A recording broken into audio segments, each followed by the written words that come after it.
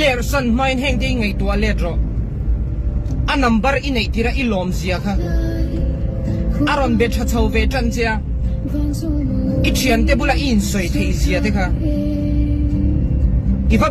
bia a alo ngai na chau ve chia aron du chau ve chia I hlim zia kha ti chuan kalsan le dei itumamo midang laga kalsan le dei itumamo ama ron bethin tu zong zong midang zong zong kalsan in nang ma ron in ngat chawa kalsan le dei itumamo isi ke pui te te a